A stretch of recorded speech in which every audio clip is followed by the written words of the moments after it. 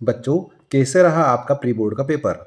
आशा करता हूँ आपका पेपर बहुत अच्छा गया होगा और हमारे वीडियो से आपको ज़रूर लाभ हुआ होगा। यदि आपको कुछ प्रश्नों के उत्तर नहीं मिल पाए हों तो हम आपके लिए लेकर आए हैं प्री बोर्ड का पेपर का सॉल्यूशन।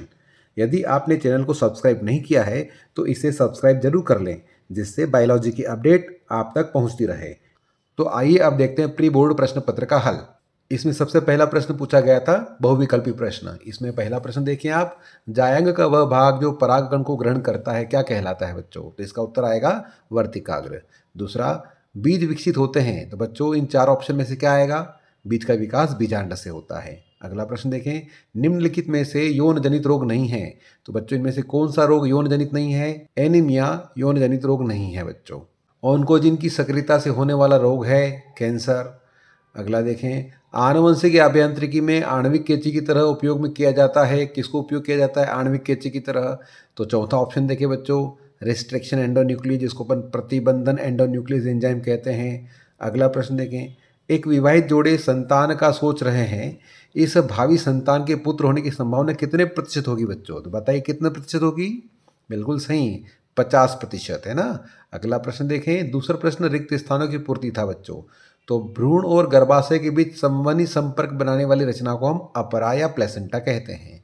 डीएनए से एमआरएनए बनने की विधि को अनुलेखन या ट्रांसक्रिप्शन कहते हैं बच्चों। दूध से दही निर्माण के लिए लैक्टोबैसिलस या लैक्टिक एसिड बैक्टीरिया का निर्माण किया जाता है बच्चों। अगला, देश के जैव संसाधनों की चोरी को जैव चोरी या बायोपायरेसी कहते हैं बच्चों। अगला, ऐसे जीव जिनके आनुवंशिक संगठन को बदल दिया गया है उसको अपन क्या कहते हैं? उसको जीएमओ, जेनेटिकली मॉडिफाइड ऑर्गेनिज्म, यानी कि आनुवंशिक रूप से रूपांतरित जीव कहते हैं बच्चों। पारिस्थितिक तंत्र के दो घटकों में जैविक घटक आ गया, दूसरा अजैविक घटक रहेगा बच्चों। अगला प्रश्न देखें, सत्य असत्य बहुत ही सरल थे बच्चों। आप देख रहे हैं नर तथा मादा युग्मक अगुणित ही होते हैं, सत्य है। आईयूडी जन्म दर को नियंत्रित करने की विधि नहीं है लिखा है, तो ये तो गलत हो गया, असत्य आ जाएगा, क्योंकि IUD intra uterine contraceptive device जैसे कॉपर टी और लूप, ये सारे जन्म दर को नियंत्रित करने की विधियां हैं बच्चों। अगला देखें, वैज्ञानिक मिलर ने जीवन की उत्पत्ति के प्रयोग में मीथेन, अमोनिया, हाइड्रोजन को फ्लास्क में लिया था, सत्य है। इसके साथ उन्होंने जल को जलवाष्प के रूप में भी लिया था बच्चों। अगला देखें, कवक और पादपों के सहजीवी संबंध को लाइकेन कहते हैं, यह असत्य आएगा बच्चों, क्योंकि इसको कवक मूल या माइकोराइजा कहते हैं।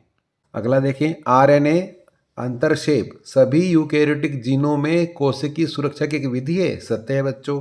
अगला, स्वस्थानीय संरक्षण में पौधों और जंतुओं को उनके प्राकृतिक आवास से अलग स्थान पर रखा जाता है, यह असत्य है बच्चों। इसमें साथ साथ रखा जाता है ताकि प्रकृति और प्राकृतिक संसाधनों का साथ साथ संरक्षण हो सके।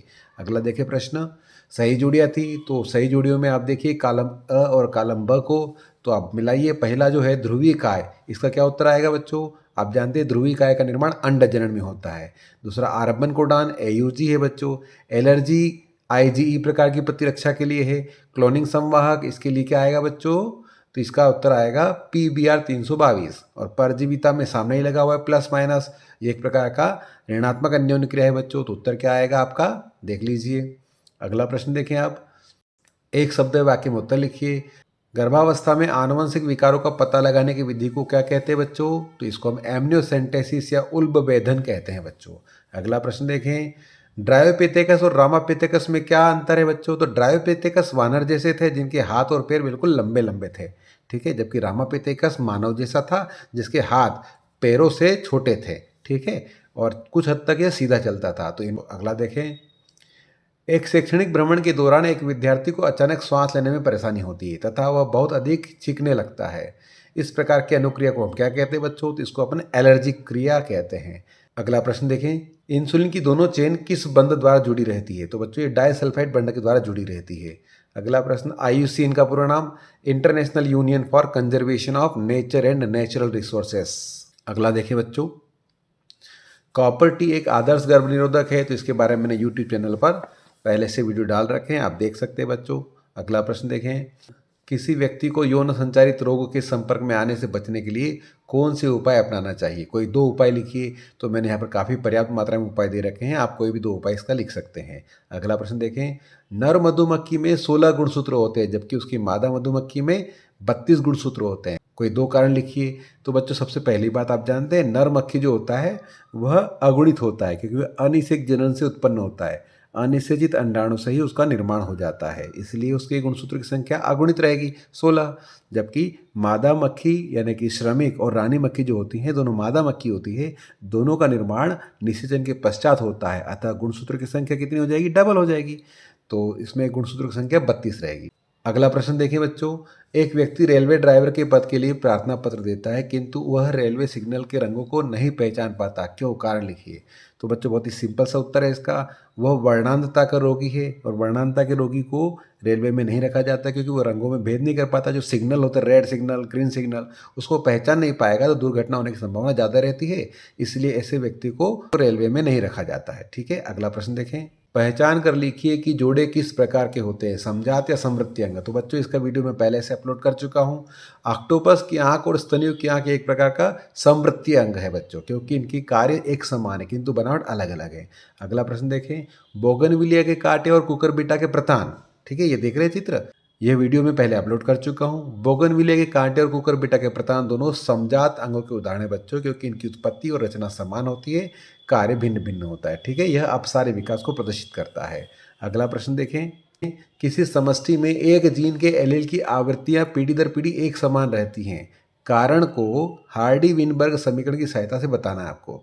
तो बच्चों एक बात ध्यान रखिएगा कि हार्डी-विनबर्ग ने बताया था कि एक बड़ी जनसंख्या में यदि उद्विकास को प्रभावित करने वाले कारक नहीं होते हैं, जैसे उत्परिवर्तन नहीं होता है, वहाँ पर प्राकृतिक चयन नहीं हो रहा है, आनुवंशिक विचलन नहीं है, जीन प्रवाह नहीं हो रहा है और वहाँ पर यादृच्छिक संभोगिक क्रिया होती हैं, तो ऐसी अवस्थाओं में क्या होगा, वहाँ पर एलील की आवृत्तियाँ पीढ़ी दर पीढ़ी स्थिर बनी रहती है। इसी को हम आनुवंशिक साम्यावस्था या जेनेटिक एक्विलिब्रियम कहते हैं और इसे हार्डी-विनबर्ग के समीकरण की सहायता से समझ सकते हैं। बच्चों यदि एक जीन के 2 एलील ए और स्मॉल ए है, जिनकी आवृत्तियाँ क्रमशः पी और क्यू है, तो द्विगुणित अवस्था में इसको एक सूत्र के द्वारा प्रदर्शित किया जा सकता है, P square plus Q square plus 2pq equal to 1। यहाँ पर पी स्क्वायर क्या है बच्चों? होमोजाइगस प्रभावी कैपिटल ए की आवृत्ति को दर्शाता है बच्चों, जबकि 2pq क्या है? 2pq यहाँ पर यह विषम युग्मजीय आवृत्ति को प्रदर्शित करता है बच्चों। और क्यू स्क्वायर क्या है? यह होमोजाइगस अप्रभावित जीन की आवृत्ति को प्रदर्शित करता है बच्चों। अगला प्रश्न क्रमांक 9 देखिए बच्चों, वाहित मल क्या है? वाहित मल के उपचार में सूक्ष्म जीवों की भूमिका लिखिए। तो वाहित मल क्या होता है? गांवों और शहरों से निकलने वाला व्यर्थ प्रदूषित जल जिसमें मलमूत्र और कार्बनिक पदार्थ अधिक मात्रा में पाया जाता है, उसे वाहित मल कहते हैं बच्चों। सूक्ष्म जीव की भूमिका को देखें तो वाहित मल में उपस्थित अपशिष्ट कार्बनिक पदार्थों को सूक्ष्म जीवों जैसे बैक्टीरिया के द्वारा विघटित करके बीओडी कम कर दी जाती है और जिससे जल शुद्ध हो जाता है बच्चों।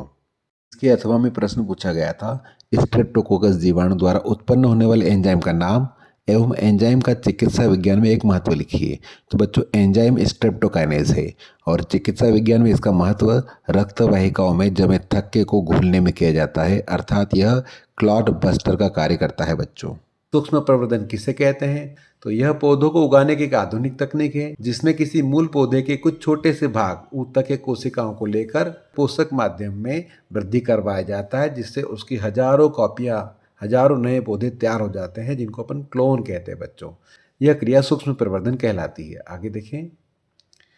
एडीए का कार्य एवं इस एंजाइम के अभाव का कारण लिखिए। तो बच्चों एडिनोसिन डीएमिनेज प्रतिरक्षा प्रणाली के लिए महत्वपूर्ण एंजाइम है जो लिम्फोसाइट के विकास और कार्य में मदद करता है। इसकी कमी का मुख्य कारण क्या है? इसकी कमी का मुख्य कारण एडीए जीन में उत्परिवर्तन होना होता है बच्चों। ठीक है, अब यहाँ तक तो इसका उत्तर हो गया। इससे आगे आपकी जानकारी के लिए बता दें, इससे विषाक्त पदार्थों जैसे डीऑक्सी एडिनोसिन का हमारे शरीर में जमा होने लग जाता है और इसकी वजह से हमारी जो लिम्फोसाइट कोशिकाएं हैं बच्चों वो नष्ट होने लग जाती है। इससे गंभीर संयुक्त प्रतिरक्षाहीनता रोग, जिसको अपन SCID severe combined immuno deficiency कहते हैं, इस प्रकार की व्याधि हो जाती है। अब आगे देखें हम, आपको यह एक प्रश्न आया था, नीचे दिए गए मानव समष्टि के आयु पिरामिड A, B और C का अध्ययन कीजिए और इसके प्रश्नों के उत्तर दीजिए। तो इनका उत्तर क्या आएगा बच्चों? देखिए, तो पहला प्रश्न आपका था पिरामिड B और C की पहचान कर लिखिए। बच्चों पिरामिड B जो है वो स्थिर जनसंख्या को प्रदर्शित कर रहा है। क्यों प्रदर्शित कर रहा है? क्योंकि इसके अंदर प्रजननीय और पश्च प्रजननीय जनसंख्या स्थिर है, इसीलिए इन दोनों का मान स्थिर होने से पिरामिड बी में जनसंख्या स्थिर प्रदर्शित होगी बच्चों। जबकि सी पिरामिड को देखें तो ये घटती जनसंख्या को प्रदर्शित कर रहा है। क्यों? क्योंकि इसके अंतर्गत जो प्रजननीय जीव है वो लगातार कम हो रहे हैं, इसलिए यहाँ पर जनसंख्या आगे चलकर घट जाएगी। ठीक है, अगला प्रश्न देखें। जिस आधार पर उपयुक्त पिरामिडों का आरेखन किया गया उसको लिखिए। तो बच्चों यह पिरामिड किस आधार पर बनाया गया आप जानते हैं। यह जो पिरामिडों का आरेखन किया गया है ये मानव समष्टि में उपस्थित पूर्व प्रजननीय, प्रजननीय और पश्च प्रजननीय मानवों की संख्या के आधार पर बनाया गया बच्चों। ठीक है, अगला प्रश्न देखिए बच्चों। घास का स्पर्धी प्रव्रजन का नियम क्या है बच्चों। घास का स्पर्धी अपवर्जन का नियम यह कहता है बच्चों कि कोई भी दो जातियां एक ही निकेत में समान और सीमाकारी साधनों के लिए प्रतिस्पर्धा करते हुए असीमित अवधि तक साथ साथ जीवित नहीं रह सकती। मतलब एक प्रकार की ऋणात्मक अन्योन्य क्रिया की बात हो रही है। यानी कि हम यहाँ पर कह सकते हैं कि एक सीमित समय तक तो वो साथ रह सकते हैं, लेकिन लंबे समय के बाद क्या होगा, इनमें से किसी एक जाति का जो अस्तित्व है वो खतरे में पड़ जाएगा। ठीक है, अब आगे का प्रश्न देखिए बच्चों। क्रायो प्रिजर्वेशन क्या है, इसका उपयोग लिखिए। तो क्रायो प्रिजर्वेशन हम अच्छे से जानते हैं बच्चों। जीवित कोशिकाओं या ऊतकों को बहुत ही कम तापमान, लगभग -196 डिग्री सेंटीग्रेड तापमान पर द्रव नाइट्रोजन में संरक्षित रखने की क्रिया को क्रायो प्रिजर्वेशन कहते हैं बच्चों। इससे क्या होगा बच्चों, इससे हम क्या करेंगे, भविष्य में जितने भी जैविक ऊतक हैं उनको लंबे समय तक उपयोगी बनाए रख सकते हैं बच्चों। इनकी प्रजनन क्षमता का संरक्षण कर सकते हैं बच्चों। अगला प्रश्न देखें। रिवेट पॉपर परिकल्पना क्या है बच्चों। तो रिवेट पॉपर एक बहुत ही महत्वपूर्ण परिकल्पना है। यह पारिस्थितिक तंत्र से संबंधित एक परिकल्पना है। इसमें एक हवाई जहाज की तुलना पारिस्थितिक तंत्र से की गई है बच्चों।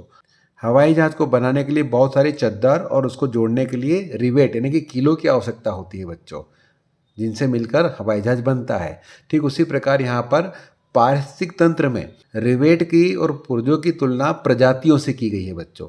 यदि हवाई जहाज में बैठे सभी यात्री एक एक करके एक एक रिवेट निकाल कर ले जाएंगे तो क्या होगा, तो शुरुआत में विमान बिल्कुल सुरक्षित लगेगा आपको, लेकिन बाद में क्या होगा, ज़्यादा रिवेट निकल जाने की वजह से वह विमान बिल्कुल कमज़ोर हो जाएगा और अंततः नष्ट हो जाएगा बच्चों।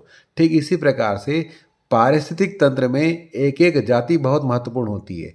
एक एक जाति धीरे धीरे यदि उस पारिस्थितिक तंत्र से लुप्त होती गई तो पारिस्थितिक संतुलन बिगड़ जाएगा और धीरे धीरे पूरा पारिस्थितिक तंत्र समाप्त हो जाएगा बच्चों। यह है रिवेट पॉपर परिकल्पना। ठीक है, अब हम अगला प्रश्न देखेंगे बच्चों। माँ के दूध को नवजात शिशु के लिए सबसे अच्छा माना जाता है, कोई 3 कारण लिखिए। तो बच्चों यह पोषक तत्वों से भरपूर होता है, इसके अलावा इसमें प्राकृतिक एंटीबॉडी होती है जो बच्चों को बीमारी से बचाती है, और यह सुपाच्य होता है, इसलिए बच्चों के लिए काफ़ी लाभकारी होता है। अगला प्रश्न देखें। स्त्री जनन तंत्र का नामांकित चित्र, यह पहले से वीडियो के रूप में आपको उपलब्ध करा दिया गया है बच्चों, इसकी आप अच्छे से प्रैक्टिस कर लीजिए। अगला प्रश्न देखिए बच्चों। प्रायः पुरुषों में वर्णांधता रोग हो जाता है लेकिन स्त्रियां इनकी वाहक होती है, इसका कारण बताइए। तो इसका भी यूट्यूब चैनल पर पहले से वीडियो अपलोडेड है बच्चों। अगला प्रश्न देखें। जीनोटाइप और फिनोटाइप में अंतर लिखिए बच्चों। तो जीनोटाइप और फिनोटाइप में 3 अंतर। तो जीनोटाइप क्या होता है, यह किसी जीव के आनुवंशिक संगठन को दर्शाता है बच्चों, जबकि फिनोटाइप यह किसी जीव के बाहरी गुणों या लक्षणों को प्रदर्शित करता है।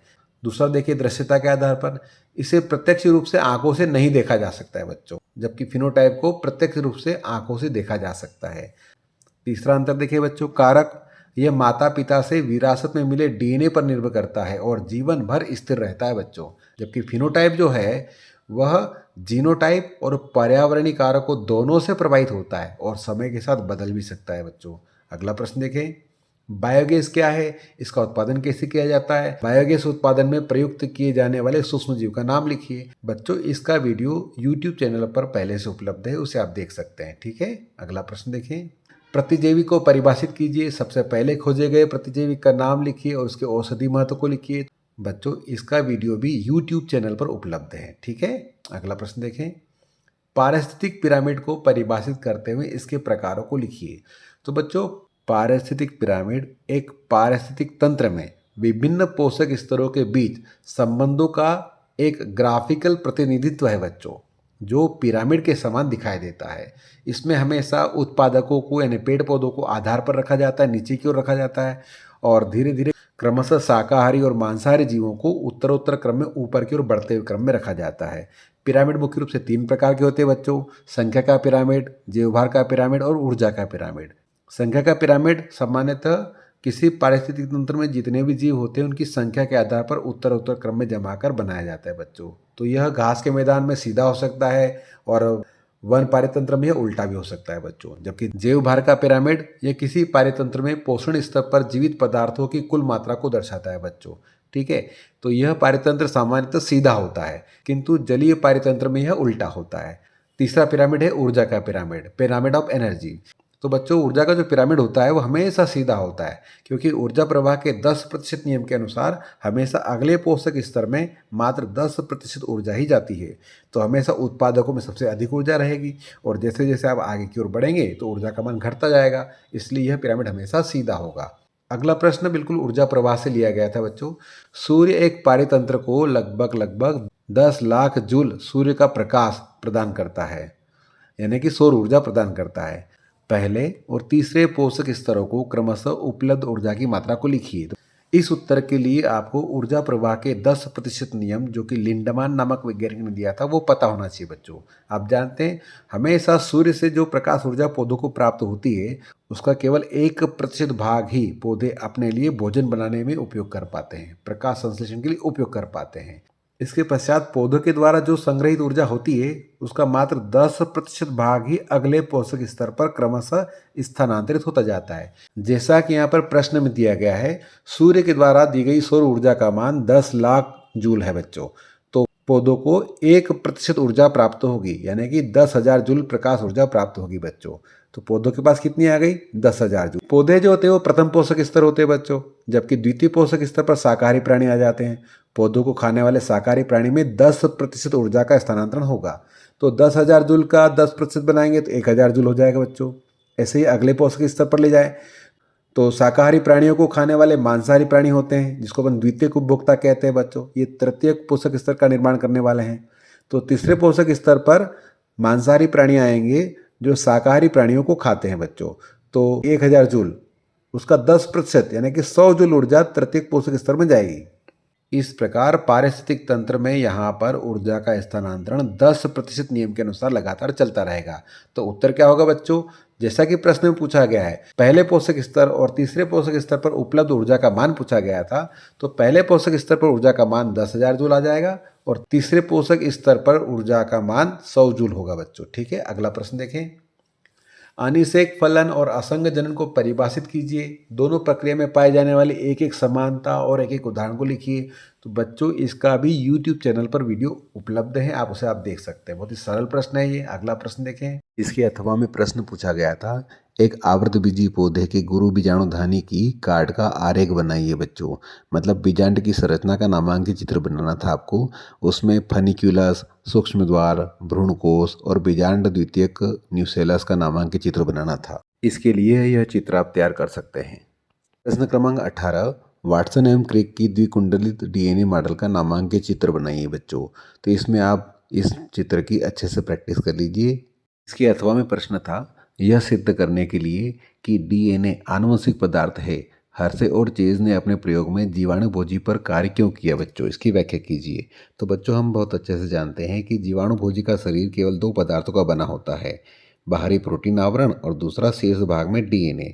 और प्रोटीन और DNA में से एक कोई आनुवंशिक पदार्थ हो सकता है। इससे संबंधित वीडियो मैंने चैनल पर पहले से उपलब्ध करवाया है, उसे आप अच्छे से देख लीजिए। अब अगला प्रश्न क्रमांक 19 देखेंगे आप। सक्रिय प्रतिरक्षा एवं निष्क्रिय प्रतिरक्षा में कोई 4 अंतर लिखिए। बच्चों, इसका उत्तर भी YouTube चैनल पर उपलब्ध है, आप उसको याद कर लीजिएगा। इसके अथवा में प्रश्न क्या पूछा गया था बच्चों? एड्स के संदर्भ में निम्नलिखित प्रश्नों के उत्तर लिखिए। एड्स का पूरा नाम, तो एड्स का पूरा नाम एक्वायर्ड इम्यूनोडेफिशिएंसी सिंड्रोम है। एड्स के रोग कारक का नाम तो HIV यानी ह्यूमन इम्यूनोडेफिशिएंसी वायरस है। एड्स के परीक्षण का नाम तो एलिसा टेस्ट बच्चों, आप जानते हैं, एंजाइम लिंक्ड इम्यूनोसार्वेंट असे। और एड्स के संक्रामक के कारण को लिखिए। तो बच्चों, इसका उत्तर आप पहले देख चुके हैं। प्रश्न क्रमांक जो 6 पूछा गया था उसमें 5 कारण लिखे थे, वो उसमें उत्तर आप लिख सकते हैं। वैसे इसका वीडियो YouTube चैनल पर पहले से उपलब्ध है, उसको भी आप देखकर उत्तर लिख सकते हैं बच्चों। आगे देखें। प्रतिबंधन एंजाइम के संदर्भ में निम्नलिखित प्रश्नों के उत्तर लिखिए। प्रतिबंधन एंजाइम की परिभाषा लिखना है बच्चों। पहला खोजा गया एंडोन्यूक्लियस का नाम लिखना है। प्रतिबंधन एंजाइम का नामकरण लिखना है और प्रतिबंधन एंजाइम को प्रतिबंधन एंजाइम क्यों कहते हैं। बच्चों, इसका वीडियो भी YouTube चैनल पर उपलब्ध है, आप उसे देख सकते हैं। इसके अथवा में प्रश्न पूछा गया था, पीसीआर के संदर्भ में निम्नलिखित प्रश्नों के उत्तर लिखिए। पीसीआर का पूरा नाम, पीसीआर के विभिन्न चरणों के नाम, टेक पॉलीमरेज किस जीवाणु से प्राप्त करते हैं और टेक पॉलीमरेज का उपयोग क्यों किया जाता है। तो बहुत ही सरल से प्रश्न है बच्चों यह। पीसीआर का पूरा नाम पॉलीमरेज चेन रिएक्शन है और पीसीआर के 3 स्टेप है बच्चों। पहला स्टेप है विकृतीकरण, दूसरा है तापानुशीलन और तीसरा है एक्सटेंशन या प्रसार। और तीसरा प्रश्न आपका है, टेक पॉलीमरेज किस जीवाणु से प्राप्त होता है। तो Taq polymerase Thermus aquaticus bacteria से प्राप्त किया जाता है। और चौथा, टेक पॉलीमरेज का उपयोग क्यों किया जाता है बच्चों। टेक पॉलीमरेज का उपयोग इसलिए किया जाता है क्योंकि इस प्रक्रिया के लिए बहुत उच्च तापमान की आवश्यकता होती है और टेक पॉलीमरेज उस उच्च तापमान पर सक्रिय रहकर डीएनए का पॉलीमराइजेशन कर सकता है, इसीलिए टेक पॉलीमरेज का उपयोग किया जाता है बच्चों। और इसका वीडियो भी मैं यूट्यूब चैनल पर उपलब्ध करवा चुका हूँ। बहुत सारे वीडियो पहले से चैनल पर अपलोडेड हैं, आप उन्हें आराम से अच्छे से देख लें और बोर्ड की परीक्षा की तैयारी करें। यदि यह वीडियो आपको अच्छा लगा है तो बच्चों चैनल को लाइक और सब्सक्राइब जरूर करें, जिससे ऐसे वीडियो आपको मिलते रहें और बायोलॉजी की अपडेट्स आपको मिलती रहें बच्चों। ठीक है।